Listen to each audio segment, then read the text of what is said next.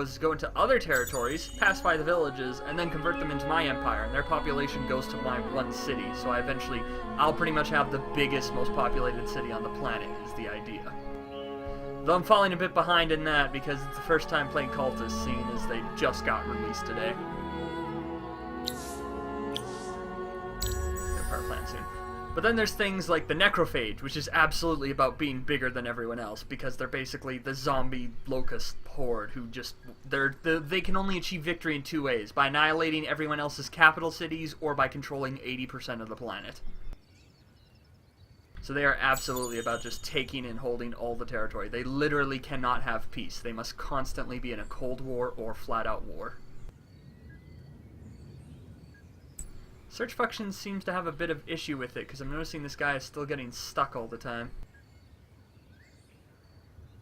So it seems like there's still a few bugs that need to be worked out, but nothing too major.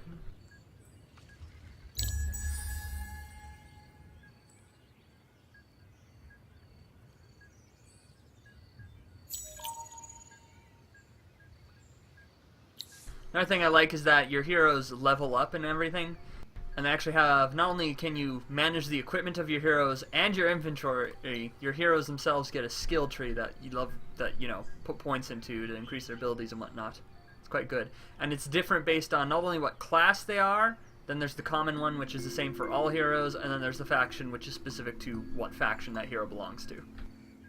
So it allows heroes to actually be very unique in how you develop and build them.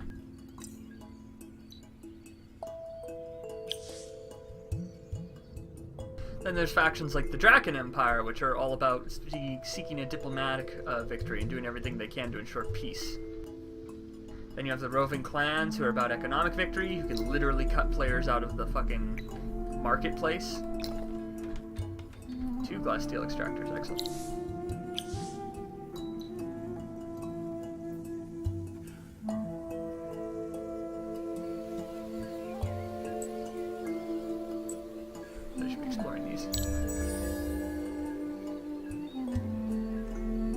Not a problem. Glad I could help.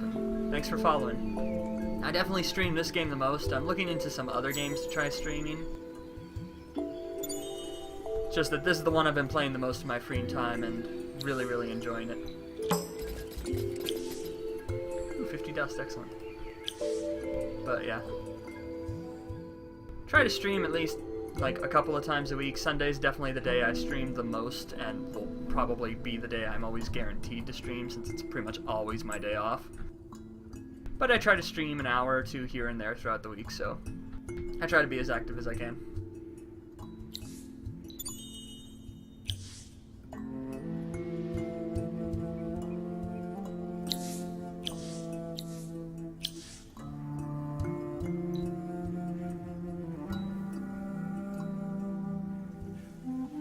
Hilariously enough, I've actually not played multiplayer this game with anybody else.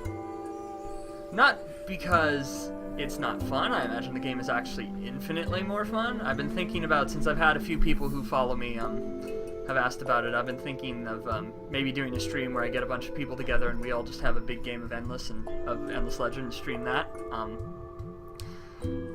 Anything to go by, but by just finding the AIs, which are already decent, I imagine fighting other people is incredibly rewarding and much, much more difficult. Because, dear God, when it comes to certain factions, they are designed in ways that the AI can just not properly utilize them. Like the fucking Necrophage. My God, I remember when I streamed my Necrophage game, you just, in the late game, if nobody stops you or actually puts real effort into kind of keeping you in check, you just become a horde of units that just move across the fucking, like, you just become an unstoppable wave of masses. It's great. I do feel the game is worth $34 for buying it, for just the basic version. The Founders Pack is the version I have, so I have some bonus DLC and stuff, but it's nothing critical. It's basically just extra bonus crap, and I believe you can upgrade to the Founders Pack anyway if you just buy the regular one. But all in all, I do think it's worth $34. If you're still iffy about it, wait a couple of months till the winter sale happens, and I'm sure this game will probably get like a 10, 20, maybe 30% discount, something like that. it is, I do feel it's very much worth the price. I do find it to be a fantastic game. But like I said, if you wait till the winter sale, I'm sure it'll get a discount then. I bought this way early, like really early into its early access, like back when they gave it, like, I believe a 30% discount. I got it for like 25, 24 bucks, something like that. But yeah. Summation, I do think it's worth $34, but if you're worried, just wait a few months till the winter sale. And hopefully you can, you know, seeing here and asking questions, you can figure out if you're really interested in the game or not. I do really think it's a fantastic strategy game, though.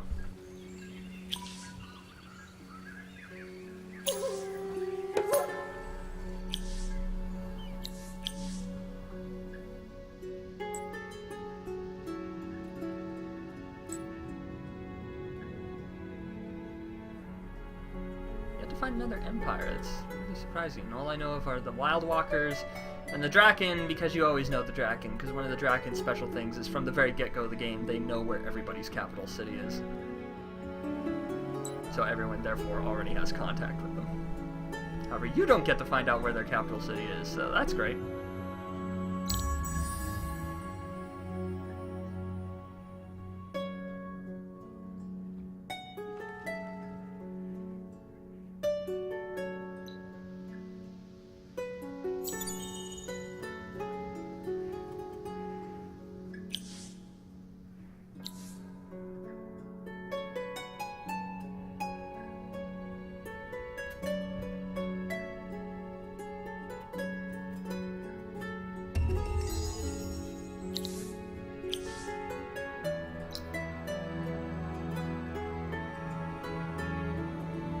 Let's get to building up our armies.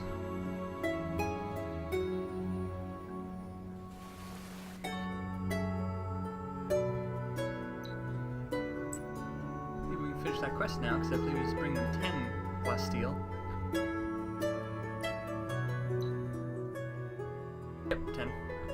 That's another thing I like about this. There's a quest system into the game. There's a faction quest, which is basically a story and is what helps you both learn the lore and kind of give you goals if you're new to the game to work and expand your empire. And then you get side quests that you can get from villages or find in ruins and stuff like that. Just a cool way to help add objectives for you in the game beyond win the game.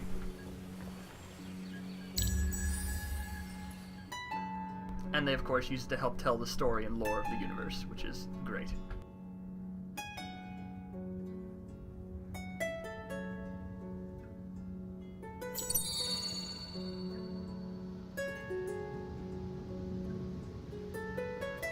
There are 8 factions in the game, and I have all of them in this game, as you can have up to 8 players playing in a map. The 8 factions are the Cultists, which are the one I'm playing as now, the Necrophage, which are my other favorite faction to play, which are basically a zombie insect, you know, wave.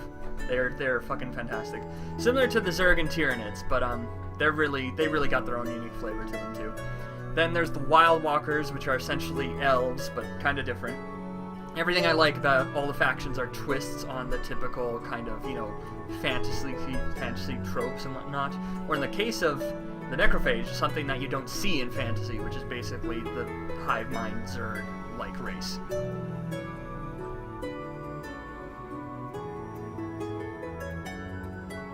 Oh, I do think it's a fantastic game. And the more streamers, the merrier. Guess I should fucking end my turn. Maybe that might move the game along.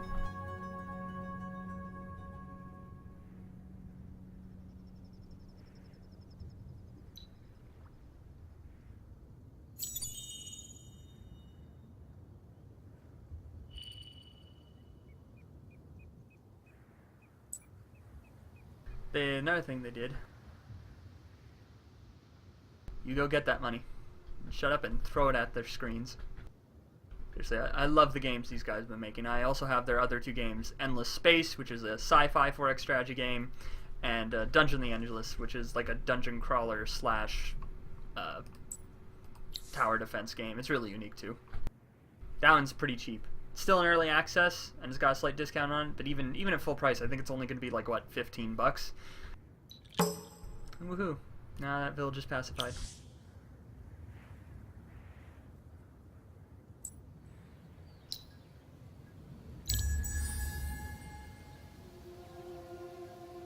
Finally, fucking 60 turns the game. I'm doing so badly.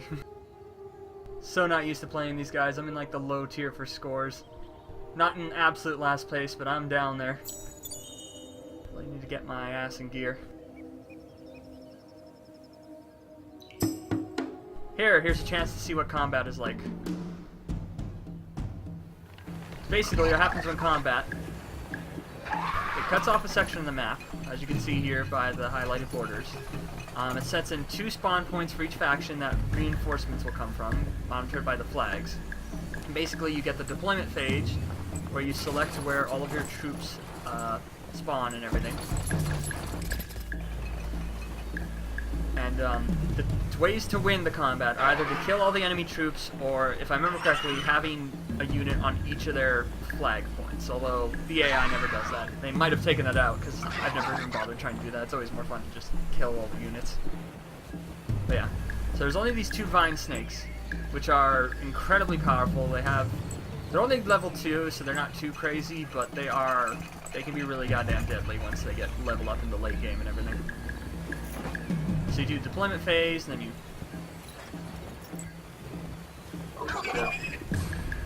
start giving orders. You can either give them strategy of attack, defend, or hold position, which basically, if you don't give them an order, they'll follow that strategy. So attack, they'll just attack the closest enemy they can.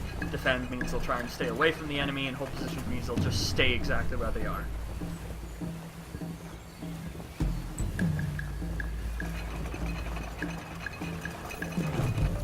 So these preachers support my other units and give them bonuses, like have these guys run in here. And see, I got reinforcements that spawn in here, so got another fanatic, and I'll have him run up here, Line Snake. And then my hero from the city, who's governing the city, has just spawned in. We'll have him rush in. Start picking up this Line Snake too. We'll launch attack. See, it tells you the order of where everyone goes, initiative base and everything up here at the top.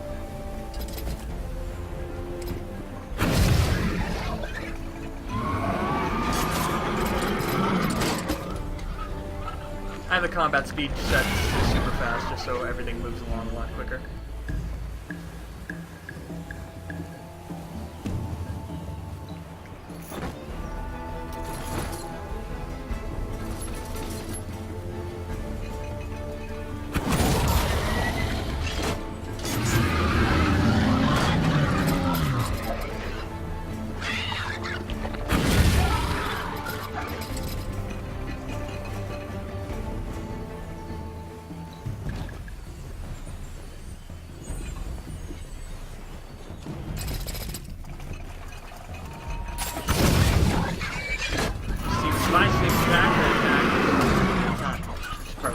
So dangerous.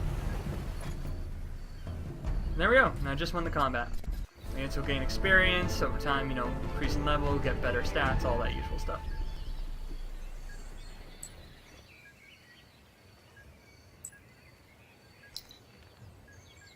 Okay, let's start crusading across the continent.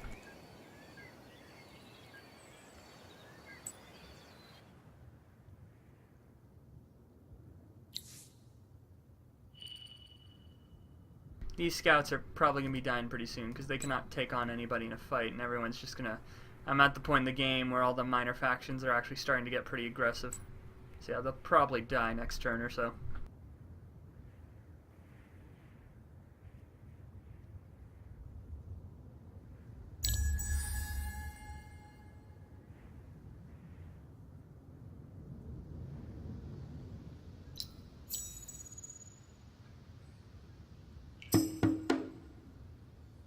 And there we go, those scouts are finally dead. But I found out all about this area, which I did not know about previously, so that's good.